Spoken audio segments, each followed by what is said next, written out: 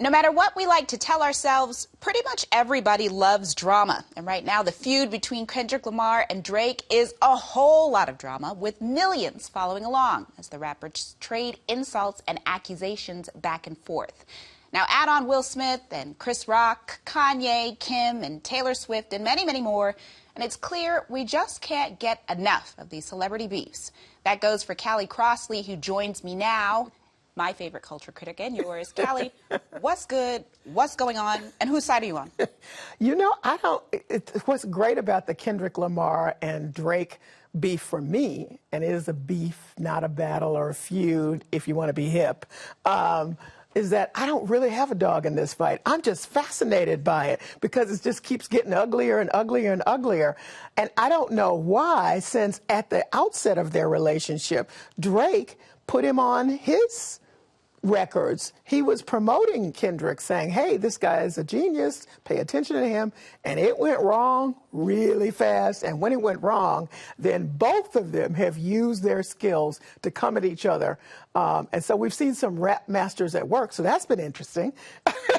And I don't see how they turn around so fast. So you're J. Cole in this situation, and you're neutral, you're tapped out. I'm trying to tap out. Well, one thing, you know, Kendrick did call J. Cole and Drake out, saying, don't talk about how y'all are the big two, because it's just me. So I got some of the quotes from some of the dissing and redissing, is what I like to call it. With this feud, it's one that President Obama once weighed in on in 2016. That was before the most recent set of exchanges. And Callie, I'm a lover, not a fighter.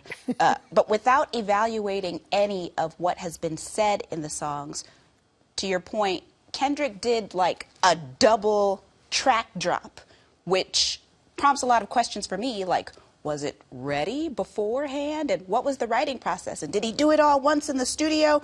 Did it prompt any questions for you? Well, the only question it prompted for me is, wow, he can turn it around pretty quick. It felt like it wasn't prepared before, that he just wanted to one-up him. And it takes Drake so far a little longer to respond. But, you know, some of the disses are really, you know, they're calling each other real bad names now at this point. It's not even I say we like those kind of fun beefs, you know, where they kind of go at each other, but the real nastiness gets a little uncomfortable, at least for me. I think I agree. It's hard because we like the genre sometimes, but it does involve a lot of bravado and showiness and commanding of respect.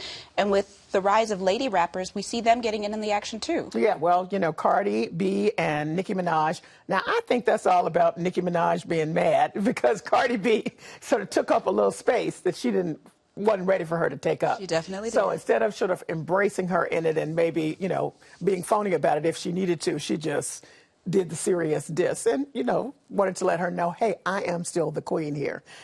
And I get that to some degree. And again, that's not one I had. I like Cardi B. I didn't have a real dog in the fight. The one that I had a dog in the fight for is Kim Cattrall and Sarah Jessica Parker. Okay.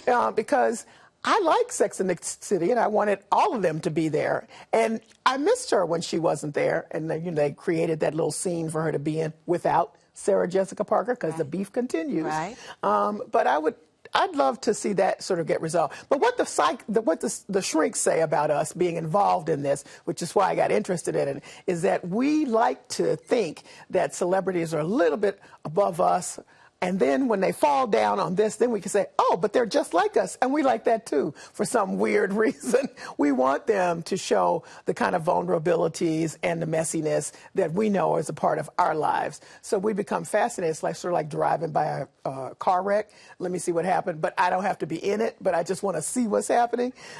And it becomes more important to us, so the shrinks say, if we have a dog in the fight. So if you like Kendrick better than Drake, if you like Kim better than Sarah Jessica Parker, Cardi better than Nicki, then it becomes more important to you. And sometimes you take on that persona of the person that you know is in the beef.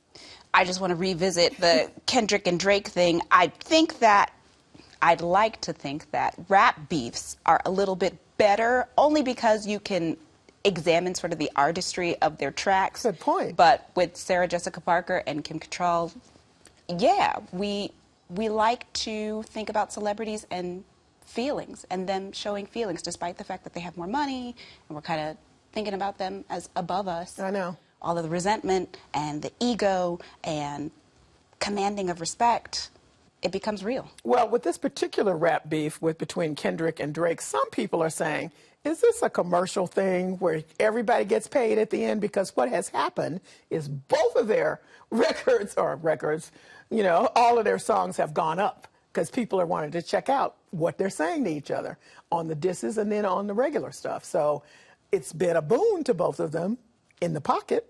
So who knows whether or not after they got going, they thought, well, I'll just keep it going because it's money for me.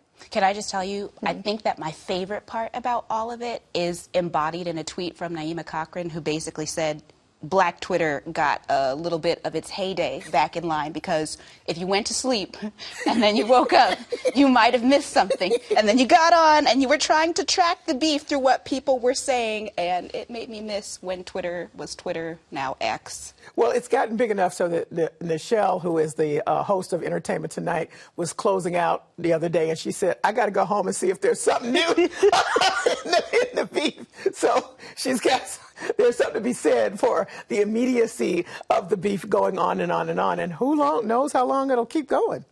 We don't like to be invested, but we're secretly invested. Callie Crossley, thanks so much. Thank you, Saraya.